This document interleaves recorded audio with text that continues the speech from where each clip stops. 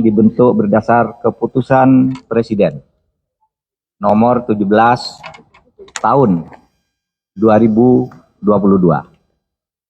Dan tadi dalam waktu kira-kira 1 jam kami menyampaikan materinya secara utuh yang pada pokoknya diskusi publik dan masalah-masalah yuridis serta masalah politik yang menyertai perdebatan mengenai penyelesaian pelanggaran HAM berat masa lalu sudah berlangsung lebih dari 23 tahun.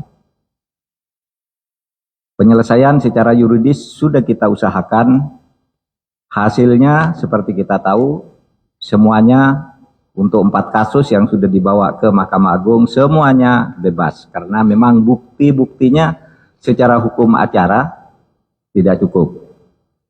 Penyelesaian KKR, Komisi Kebenaran dan Rekonsiliasi, itu juga mengalami jalan buntu karena terjadi saling curiga di tengah-tengah masyarakat, sehingga juga itu tidak jalan. Oleh sebab itu Presiden mencoba dan memulai membuka jalan menyelesaikan kebuntuan ini dengan membentuk tim penyelesaian non-yudisial pelanggaran HAM berat di masa lalu yang diminta melakukan pemeriksaan dan penyelidikan ulang terhadap peristiwa itu, kemudian mencari kemungkinan penyelesaiannya di dalam situasi baru yang sesuai dengan situasi politik, ekonomi, sosial, budaya yang berkembang sekarang ini. Tim ini tidak meniadakan proses yudisial karena di dalam undang-undang disebutkan pelanggaran HAM berat masa lalu yang terjadi sebelum tahun 2000 itu diselesaikan melalui pengadilan HAM ad hoc atas persetujuan DPR. Sedangkan yang sesudah tahun 2000 diselesaikan melalui pengadilan HAM biasa, dan kita sudah mengadili 4 pelanggaran HAM berat biasa yang terjadi sesudah tahun 2000 dan semuanya oleh Mahkamah Agung dinyatakan ditolak. Semua tersangkanya dibebaskan karena tidak cukup bukti untuk dikatakan pelanggaran HAM berat.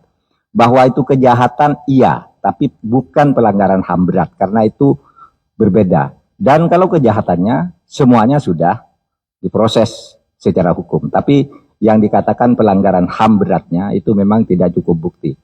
Tapi oleh karena menurut pasal 46 Undang-Undang nomor 26 tahun 2000, pelanggaran HAM berat itu harus diusahakan diproses ke yudisial, ke pengadilan tanpa ada daluarsa, maka kami akan terus usahakan itu dan persilakan Komnas HAM bersama DPR dan kita semua mencari jalan untuk itu. Jadi tim ini tidak menutup dan mengalihkan penyelesaian yudisial menjadi penyelesaian non-yudisial. Bukan, yang yudisial silakan jalan.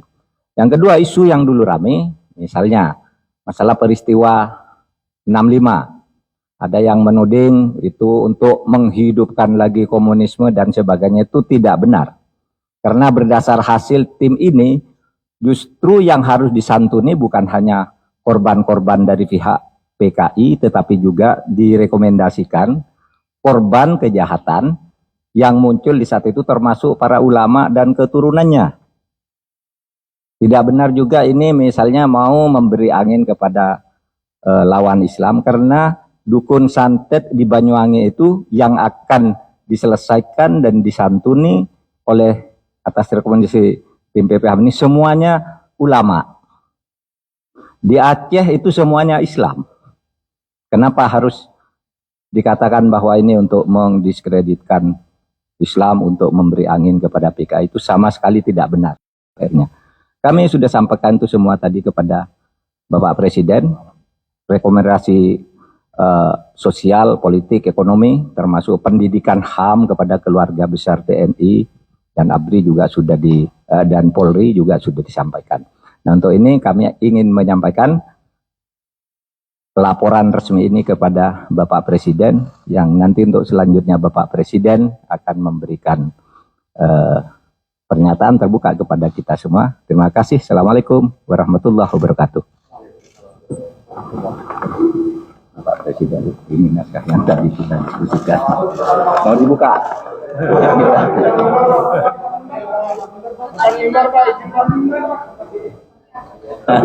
Kapan lagi perintah?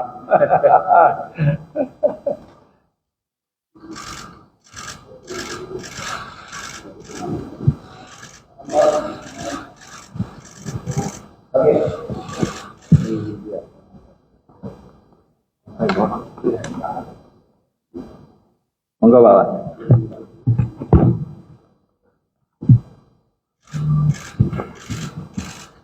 Assalamualaikum warahmatullahi wabarakatuh. Selamat pagi, salam sejahtera bagi kita semuanya. Bapak, Ibu, dan saudara-saudara sebangsa dan setanah air, saya telah membaca dengan seksama laporan dari tim penyelesaian non-yudisial pelanggaran hak asasi manusia yang berat yang dibentuk berdasarkan keputusan Presiden nomor 17 tahun 2022. Dengan pikiran yang jernih dan hati yang tulus, saya sebagai Kepala Negara Republik Indonesia mengakui bahwa pelanggaran hak asasi manusia yang berat memang terjadi di berbagai peristiwa. Dan saya sangat menyesalkan terjadinya peristiwa pelanggaran hak asasi manusia yang berat pada yang pertama, peristiwa 1965-1966, dua, peristiwa penembakan misterius 1982-1985, tiga, peristiwa Kalangsari, Lampung, 1989. Empat, peristiwa Rumah Gudong dan Pos Satis di Aceh, 1989. Yang kelima, peristiwa penghilangan orang secara paksa tahun 1997-1998. Enam, peristiwa kerusuhan Mei 1998. Tujuh, peristiwa Trisakti dan Semanggi 1 dan 2, 1998 dan 1999. 8, peristiwa pembunuhan Dukun Santet 1998-1999. 9, peristiwa Simpang KKA di Aceh tahun 1999. 10, peristiwa Wasior di Papua 2001-2002, 11 peristiwa Wamena Papua di 2003, dan 12 peristiwa Jambo Kapok di Aceh tahun 2023. Saya menaruh simpati dan empati yang mendalam kepada para korban dan keluarga korban. Oleh karena itu, yang pertama, saya dan pemerintah berusaha untuk memulihkan hak-hak para korban secara adil dan bijaksana tanpa menegasikan penyelesaian yudisial. Yang kedua, saya dan pemerintah berupaya sungguh-sungguh agar pelanggaran hak asasi manusia yang berat tidak akan terjadi lagi di Indonesia pada masa yang akan datang. Dan saya minta kepada Menteri Koordinator Politik, Hukum, dan Keamanan, Menko Polhukam, untuk mengawal upaya-upaya konkret pemerintah agar dua hal tersebut bisa terlaksana dengan baik. Semoga upaya ini menjadi langkah yang berarti bagi pemulihan luka sesama anak bangsa, guna memperkuat kerukunan nasional kita dalam negara kesatuan Republik Indonesia. Saya rasa itu yang ingin saya sampaikan. Assalamualaikum warahmatullahi wabarakatuh. Kalau ada yang menanyakan, ya, beliau yang jawab.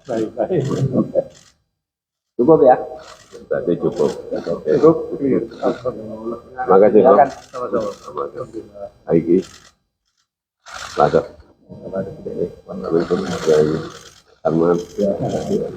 Terima kasih. Ya, terima kasih.